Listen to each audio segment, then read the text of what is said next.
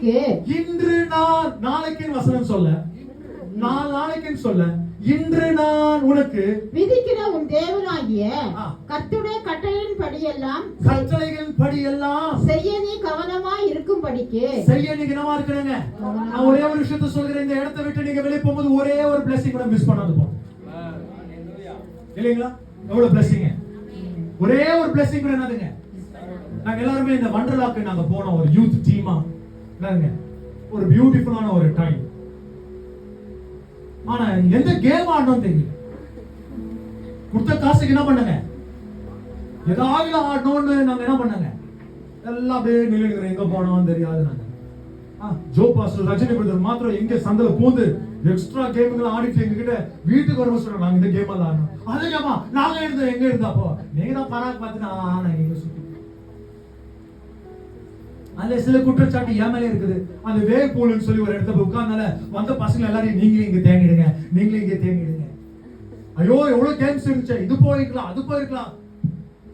கொடுத்த காசுக்கு என்ன பண்ணோம்? விளையாடலாமே. ஒரு நைஸ் பாயிண்ட்.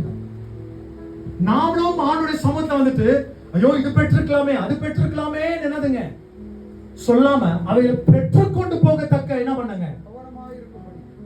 எவ்வளவு பியூட்டிஃபுல்லா கொண்டு போகிறார் பாருங்க. நீ கவனமா இருக்கும்படிக்கு. கவனமாக கர்த்தருடைய சமூகத்துல என்னவா இருக்கணுங்க?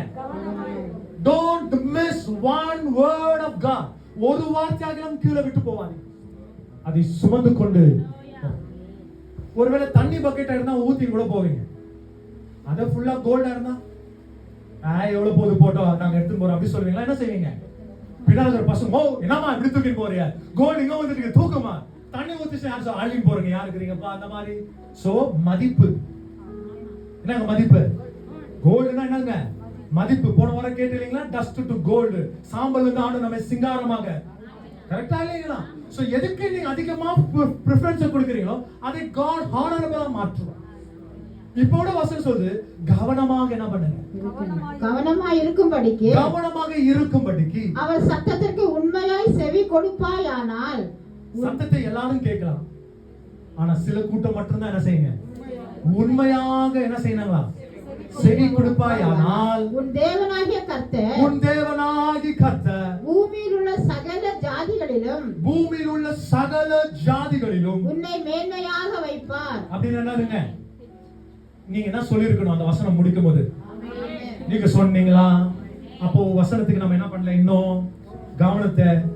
So you are doing a reading, you are not practicing. யாக்கோபு சொல்றாரு வசனத்தை கேட்கிறவளாக மட்டுமல்ல அதன்படி. சோ என்ன செய்யணும்? வாயில என்ன சொல்லிருக்கணும்? ஆமென். ஏன்னா ஆமென் சொல்வதான அவன் பிசாசானவன் வெட்கப்படுவான். தேவனோட நாம என்ன அவங்க ஒரு ஆமென் சொல்லுங்க எதிர்பார்க்க.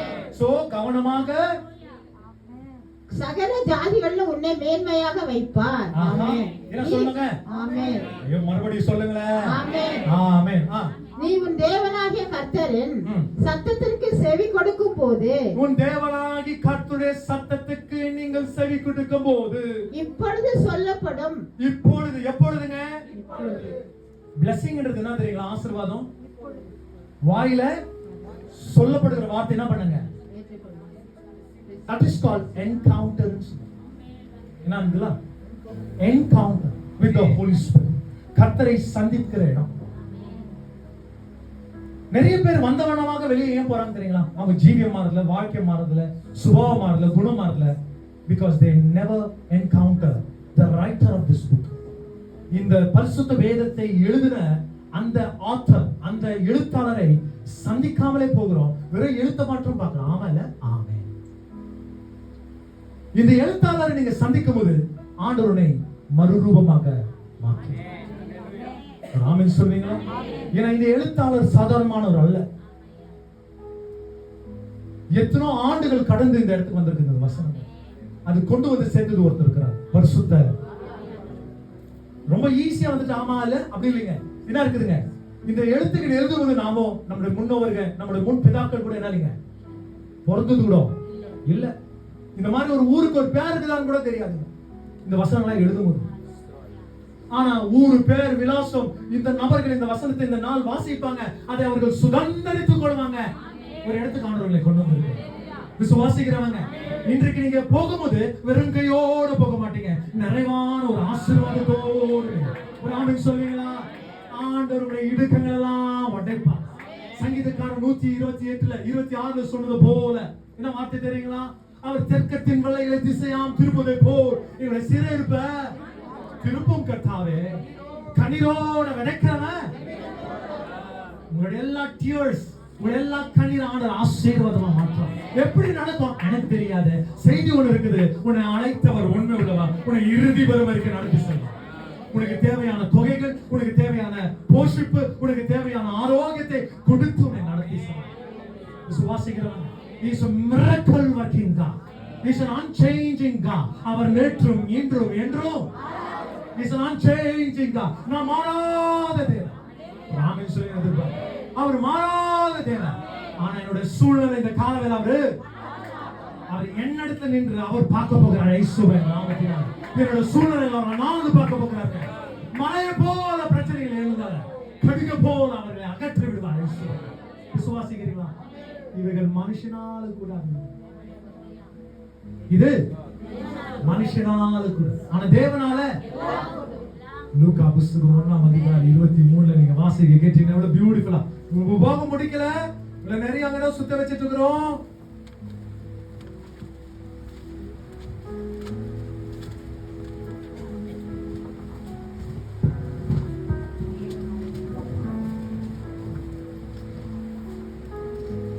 லூக்கா 1:23 அவனுடைய ஊழியத்தின் நாட்கள், அவனுடைய ஊழியத்தின் நாட்கள் நிறைவேறின உடனே தன் வீட்டுக்கு போனான். என்ன கத்துக்கிறீங்க?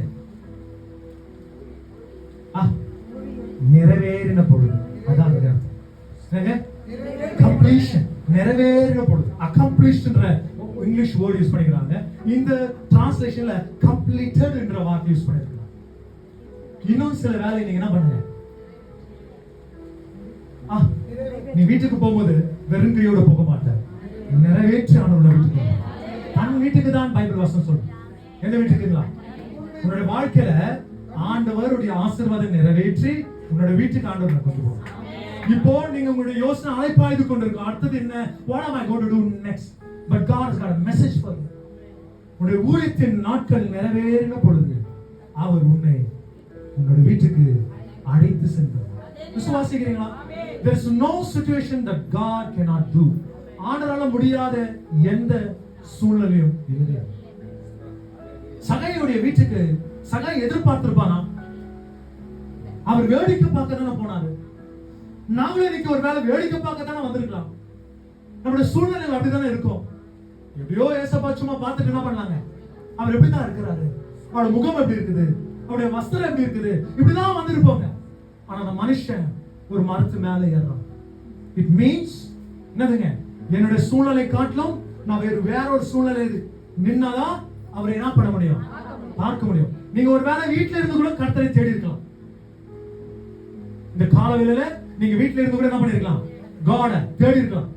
ஆனா உங்களோட சூழ்நிலை மாற்ற நீங்க அந்த காட்டத்தி மரத்து மேல என்ன பண்ணீங்க? நல்ல ஒரு ஆமையிலே சொல்றாங்க. என்ன மரத்துக்கு வந்திருக்கீங்க? ஏசப்பாவுடைய சபைக்கு வந்திருக்கீங்க, ஆலயத்துக்கு வந்திருக்கீங்க. இந்த ஆலயத்துக்குள்ள ஏறுகிற பிள்ளைங்களுக்குள்ள விசுவாசம், அவிசுவாசம் இல்ல, விசுவாசம். நீங்க சொல்லி நான் வேற பார்த்துட்டு போறேன். ஆண்டவர் சொல்கிற நீ உன்னை பார்க்க வரல, நான் உன்னை சந்திக்க வருகிறேன். இன்னைக்கு ஆண்டவர் நீங்க வெறும் மரத்துல ஏறி பார்க்கணும்னு வந்திருப்பீங்க. கர்த்தர் சொல்கிற இன்னைக்கு நான் உங்க வீட்டுக்கு வரேன். உங்க வீட்டுக்கு ஏசப்பாவே என்ன சொல்றீங்க? வான ஆண்டவர் அடுத்த வாரம் வாங்க பெயிண்டிங் அடிச்சுட்டு கூப்பிடுறீங்களா? என்ன சொல்ல போறீங்க? இப்பவே வா. சகை என்ன பண்ணாங்க? எதிர்பார்க்காத ஒரு செய்தி. என்ன செய்திங்க? இயேசு அந்த இடத்தில் வந்தபோது அனாந்து பார்த்து அவனை கண்டு, சகையுவே நீ சீக்கிரமாக இறங்கி வா. ஆமென் சொல்லுங்க. ஆண்டவர் உங்களை பார்த்து இதுதான் கேட்கிறார். நீங்க சீக்கிரமாக அவிசுவாசத்தை விட்டு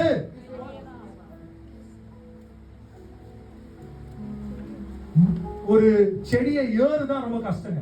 ஆனா இறங்குறது அப்படியா? கரெக்டா சொல்லுங்க. மரத்தை ஏறி இருக்குங்க. ஒரு மரத்தை ஏறுறது ஈஸியா, இறங்குறது ஈஸியா? என்னங்க ஏறது கஷ்டம். ஏறது கஷ்டங்களா? அப்போ உங்களை எக்ஸ்பெரிமெண்ட் பண்ண பக்கத்துல என்ன ஒரு மரம் இருந்துச்சுன்னா உங்களை எல்லாரையும் நிக்க வச்சு உங்களை மேல எப்படி ஏறுறீங்க எப்படி இறங்குறீங்கன்றது நாங்க பார்க்கணும்னு ஒரு ஆசை. கடைசியா நீங்க என்ன சொல்லுவீங்கன்னா, இவன் ஆசையில 2 தோசை என்ன பண்ணுங்க. என்னங்க ஒரு மலை மேல ஏறுறதும் என்னதுங்க, இறங்குறது என்னதுங்க கஷ்டம் தாங்க, ஈஸி கிடையாதுங்க. ஏன்னா தேங்காய் மரத்துல ஏறிட்டு பிறகு கீழே எட்டி பார்க்கும்போது தான் தெரியும் அதோடைய அனுபவம். தொடையெல்லாம் என்ன ஆடுங்களாம், அப்படியே காலோட அதை வச்சுட்டு வந்தீங்கன்னா பரவாயில்ல. நம்ம ஆளுங்க என்ன பண்ணுவானுங்க, என்னங்க உடம்போட உடம்பு தேய்ச்சி என்ன பண்ணாங்க, செடியை அப்படியே பிடிச்சி அப்படியே சர்றன்னு நாங்க இறங்கிடணும்னு நினைப்பாங்க. ஆனா அவங்க தெரியல அந்த பிசுறெல்லாம் என்ன பண்ணாங்க, கிழிச்சிடும்.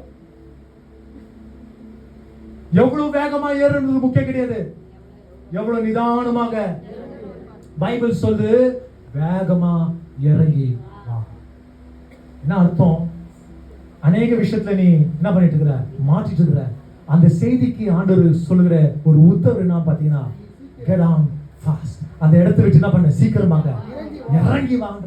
இந்த மனுஷன் என்ன செய்தாரா, இன்றைக்கு நான் உன் வீட்டில் தங்க வேண்டும் என்றார். அவன் சீக்கிரமாய் இறங்கி சந்தோஷத்தோடு அவரை அழைத்து கொண்டு போனான். சீக்கிரமாக இறங்கி நீங்க என்ன பண்ணோம்,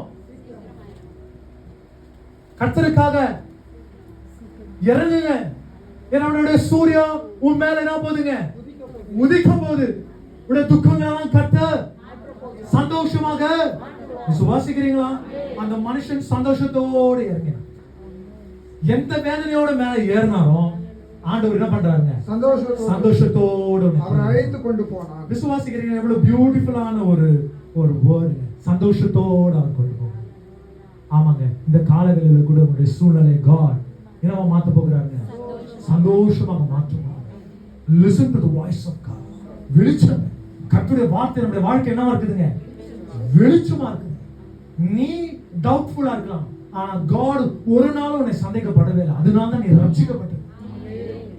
சிந்தித்து பாரு, எவ்வளவு ஞானவான் உள்ளவர்கள் பூமியில இருக்கிறார், எவ்வளவு டேலண்டடான பர்சனாலிட்டிஸ் இருக்கிறார். இந்த இன்ஸ்டாகிராம், யூடியூப் இவெல்லாம் பார்க்க போகும்போது நாம கால் தூசி கூட சமம் இல்லை. என்னடா இந்த மாதிரிலாம் செய்யறாங்களே நான் நினைக்கிறேன். என்ன டேலண்ட்டுங்க, என்ன விஷயம் செய்யறாங்க.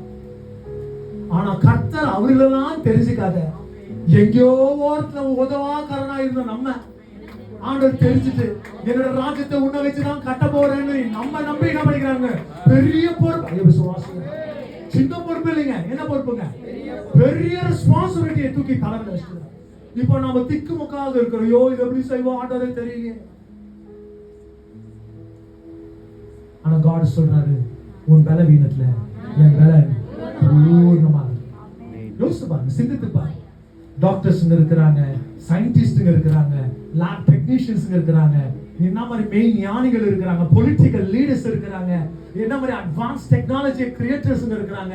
எப்படிப்பட்ட நபர்களுக்கு மத்தியில ஒன்றுமில்லாத பேதைகளாக நம்மை அவர்களுக்கு முன்பாக ஞானிகளாக ஆனாங்க. ஒரு ஆமென் சொல்லுங்க. நீங்க யாருங்க போ, இந்த வேதத்தை நோக்கி பார்த்தவங்க வெட்கப்பட்டு போக மாட்டாங்க. இந்த ஞானங்கள் அறிவு எங்க வந்துச்சு, because of knowing the word of God. அதுதான் சொல்றேன், don't see the words but see the author behind the words. இந்த எழுத்துக்களை மட்டும் பார்க்காதீங்க, இந்த எழுத்துக்களை எழுதின அந்த விசேஷமானவரை பாருங்க. அதுதான் இந்த உபாகம புத்தகத்தை 28ல நீங்க வாசிக்க கேட்கும்போது கூட அந்த வசனத்தோட தோராய்களோட அழகா கொண்டு போகிறார் பாருங்களேன். நீ உன் தேவனாகிய கர்த்தரின் சத்தத்துக்கு செவி கொடுக்கும் போது இப்பொழுது சொல்லப்படும் ஆசீர்வாதங்கள் எல்லாம். எப்பொழுதுங்க? உங்க வீட்டுல எத்தனை பேர் பைபிளை வாசிக்கிறீங்க? ஏன்னா பைபிள்ல இருக்கிற ஒவ்வொரு வசனங்களும் ஆசீர்வாதத்தின் வார்த்தை. எவ்வளவு பேர் வாசிக்கிறீங்க?